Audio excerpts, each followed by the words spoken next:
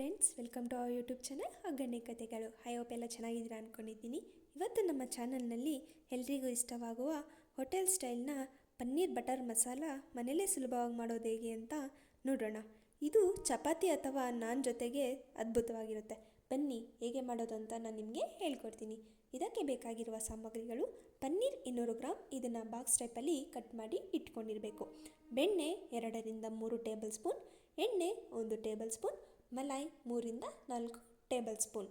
ಗ್ರೇವಿಗೆ ಬೇಕಾಗಿರುವ ಮಸಾಲೆಗಳು: ಟೊಮೆಟೊ 3 ದೊಡ್ಡ ಸೈಜ್ನದ್ದು, ಈರುಳ್ಳಿ 1 ಮೀಡಿಯಮ್ ಸೈಜ್ ಆದರೂ ಸಾಕು, ಗೋಡಂಬಿ 10 ರಿಂದ 12, ದಾಲ್ಚಿನ್ನಿ 1 ಇಂಚು, ಲವಂಗ 4, ಪಲಾವ್ ಎಲೆ 1, ಶುಂಠಿ ಬೆಳ್ಳುಳ್ಳಿ ಪೇಸ್ಟ್ ಆದರೂ ಹಾಕ್ಕೊಬೋದು, ಇಲ್ಲಾಂದರೆ ಶುಂಠಿ ಬೆಳ್ಳುಳ್ಳಿನ ಹಾಗೆ ಸಹ ಹಾಕ್ಕೊಬೋದು.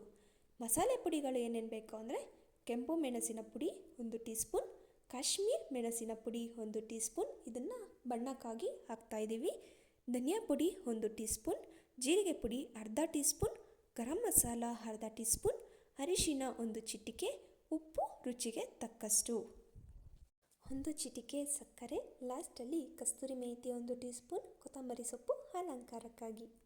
ಮಾಡುವ ವಿಧಾನ: ಮೊದಲು ಒಂದು ಪ್ಯಾನ್ನ ಬಿಸಿಗೆ ಇಟ್ಕೊಬೇಕು.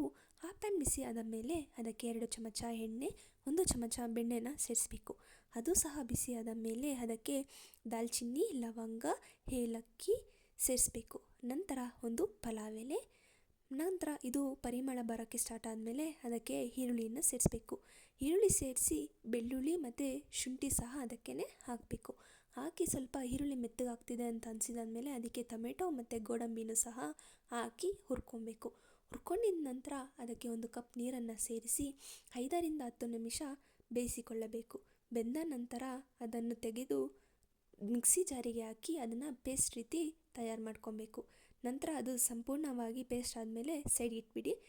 ಗ್ರೇವಿನ ರೆಡಿ ಮಾಡ್ಕೊಂಡಿದ್ದಾಯಿತು. ಇವಾಗ ಇನ್ನೊಂದು ಪ್ಯಾನ್ನ ಬಿಸಿಗೆ ಇಡಿ. ಅದು ಬಿಸಿ ಆದಮೇಲೆ ಅದಕ್ಕೆ 2 ಚಮಚ ಎಣ್ಣೆ, 1 ಚಮಚ ಬೆಣ್ಣೆನ ಆ್ಯಡ್ ಮಾಡಿ.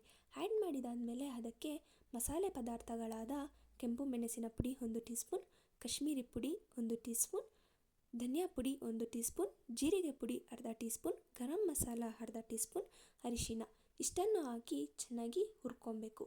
ಹುರ್ಕೊಂಡಿದ್ದಾದಮೇಲೆ ಗ್ರೇವಿನ ಅದಕ್ಕೆ ಆ್ಯಡ್ ಮಾಡಬೇಕು.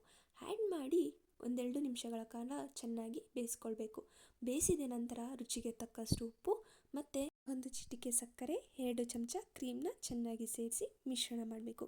ಇದು ಚೆನ್ನಾಗಿ ಮಿಶ್ರಣಗೊಂಡ ನಂತರ ಪನ್ನೀರ್ ತುಂಡುಗಳನ್ನು ಅದರೊಳಗೆ ಹಾಕಬೇಕು. ಅದರದ್ದು ವಾಸನೆ ಹೋಗೋವರೆಗೂ ಮತ್ತು ಈ ಮಸಾಲೆ ಎಲ್ಲ ಪನ್ನೀರ್ ಜೊತೆಗೆ ಚೆನ್ನಾಗಿ ಬೆರೆಯೋವರೆಗೂ ಅದನ್ನು ಬೇಯಿಸ್ಕೊಬೇಕು. ಅದು ಬೇಯಿಸಿಕೊಂಡ ನಂತರ ಅದಕ್ಕೆ 2 ಚಮಚ ಕಸ್ತೂರಿ ಮೇಥಿ ಮತ್ತು 2 ಚಮಚ ಕೊತ್ತಂಬರಿ ಸೊಪ್ಪನ್ನ ಹಾಕಿ ಮತ್ತೆ ಮಿಶ್ರಣ ಮಾಡಿಕೊಳ್ಳಬೇಕು. ಮಿಶ್ರಣ ಮಾಡಿಕೊಂಡ ಮೇಲೆ ಹೋಟೆಲ್ ಸ್ಟೈಲ್ನ ಪನ್ನೀರ್ ಬಟರ್ ಮಸಾಲ ಸವಿಯಲು ಸಿದ್ಧ. ಇದನ್ನು ನೀವು ರೋಟಿ ಇಲ್ಲಾಂದರೆ ನಾನ್ ಜೊತೆಗೆ ಹಾಕ್ಕೊಂಡು ಸವಿಯಬಹುದು. ಇದಾಗಿತ್ತು ಇವತ್ತಿನ ವಿಶೇಷ. ನಮ್ಮ ರೆಸಿಪಿ ನಿಮಗೆ ಇಷ್ಟ ಆಗಿದೆ ಚಾನಲ್ನ ಲೈಕ್ ಮಾಡಿ, ಶೇರ್ ಮಾಡಿ, ಸಬ್ಸ್ಕ್ರೈಬ್ ಮಾಡ್ಕೊಳ್ಳಿ. Thank you.